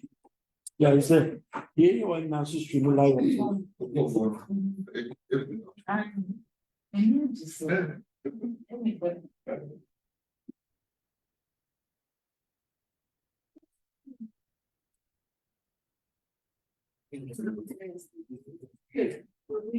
please, you can use the chat box to also send us your recommendations.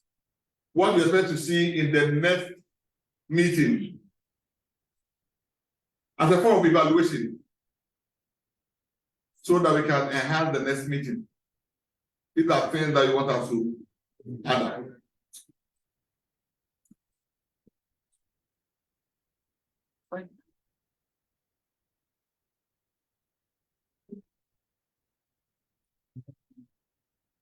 Somebody is called iPhone. How do we get your full name? iPhone.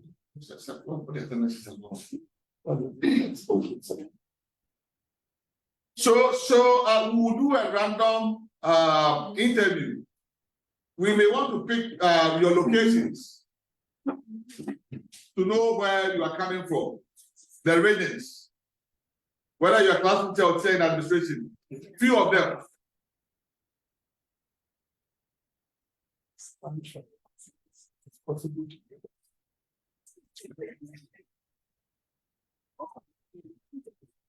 So while we are taking the pictures, again, we want to highlight the fact that the CPD credit point is not only limited to teachers in Ghana. So many professional bodies in Ghana also implement CPD credit points. Again, Rwanda, Namibia, South Africa, Zambia, and other countries, they also implement CPD credit point for teachers. Apart from that, if you want to go to school in US, in Canada, UK, some institutions also request for CPD transcripts.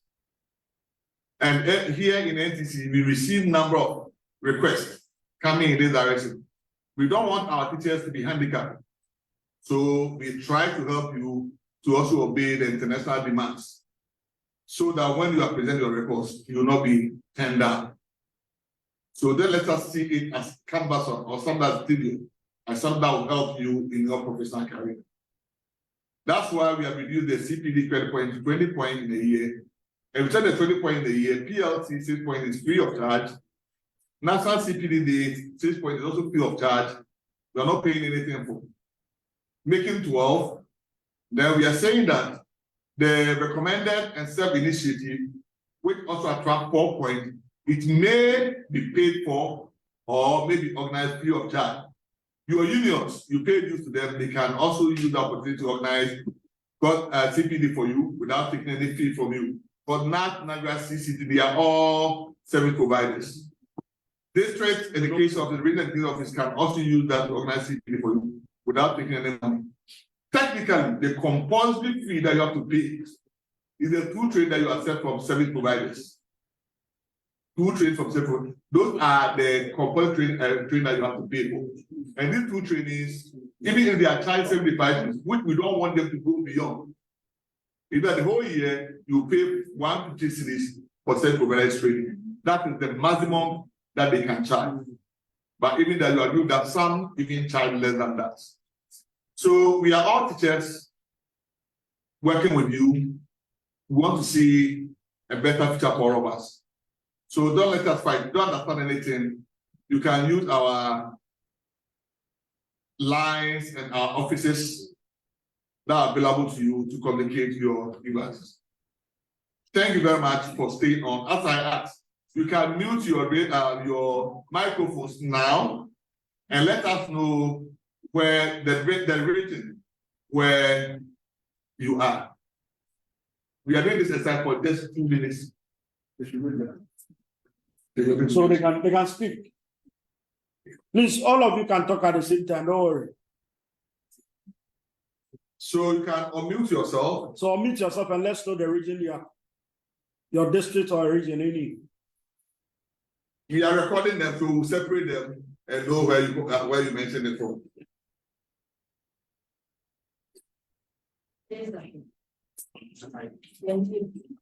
We can't hear you. Most of you are muted. Something for unmute.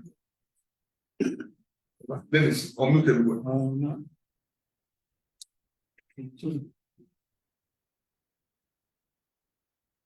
Okay, you are muted now.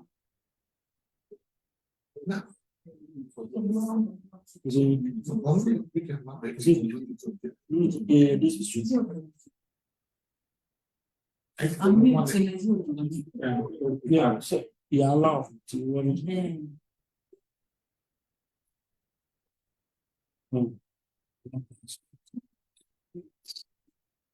All right, so you can unmute yourselves, please. My name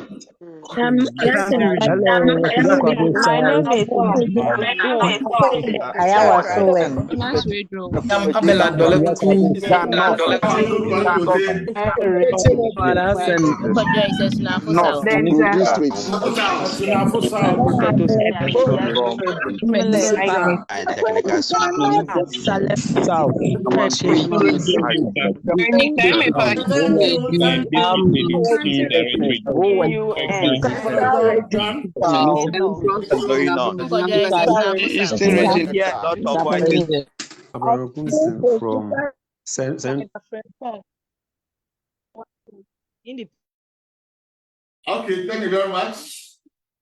I will end here.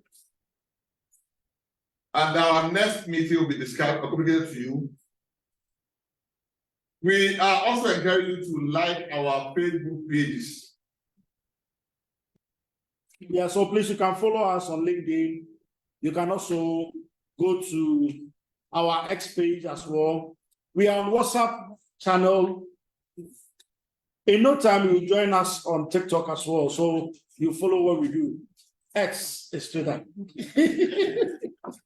Thank you very much. May God bless us all. Have a wonderful time. All right. Bye-bye.